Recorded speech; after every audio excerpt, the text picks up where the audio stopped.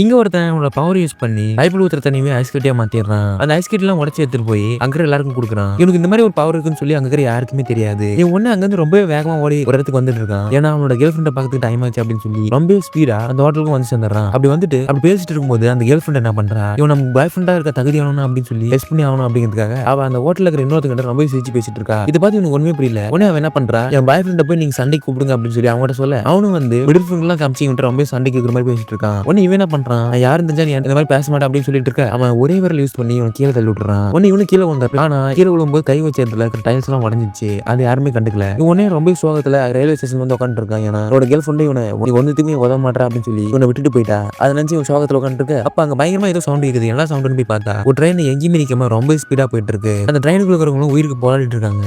உடனே இவன் என்ன பண்றான், அவங்க யாரையும் காப்பாத்தி ஆகணும் அப்படின்னு சொல்லி அந்த ட்ரெயின் ஈக்குவலா ஸ்பீடா ஓட ஆரம்பிச்சிடறான். அதுல இருக்கிறவங்களும் காப்பாற்றணும் அப்படிங்கிறதுக்காக. அப்படி இவனும் அந்த ட்ரெயினை விட வேகமா ஓடி அந்த ட்ரெயினுக்கு முன்னாடி நின்று இருக்கான். ஏன்னா அந்த ட்ரெயினை இவன் கையிலே தடுக்கலாம்னு சொல்லி முடியும். அந்த ட்ரெயினுக்கு முன்னாடி நின்று இருக்க பார்த்தா அந்த ட்ரெயினை இவனே அடிச்சு தூக்கிடுது. இவனால ஒண்ணுமே பண்ண முடியல. உடனே அந்த கடைசி ஸ்டேஷனுக்கு போய் நின்னுறான். அங்க இருக்கிற ஓசை ரெண்டு கம்பியில அந்த ட்ரெயினை நிறுத்துற மாதிரி சுத்தியும் கட்டிடுறான். அப்படி கட்டிட்டு ட்ரெயின் மட்டும் அப்படின்னு சொல்லி வெயிட் பண்ணிட்டு இருக்கான். அந்த ட்ரெயினும் கரெக்டா வந்து அந்த ஓசையை தடுத்து நிக்க எப்படி அந்த ட்ரெயினை தடுத்து நிறுத்திட்டோம் அப்படின்னு சொல்லி நினைச்சா பார்த்தா அந்த ட்ரெயின் மறுபடியும் அந்த ஓசால மறுபடியும் ரிவர்ஸ்லயே போயிருது. இது பார்த்து அவனுக்கு ஒண்ணுமே புரியல. அப்படியே அங்க ஸ்டேஷனுக்குள்ள போனா அங்க நிறைய பேர் யாரோ ஒருத்தன் ட்ரெயினை விட வேகமா போயிட்டு இருக்கான் அப்படின்னு சொல்லி இவனை பத்தி இவங்களே சொல்லிட்டு இருக்காங்க.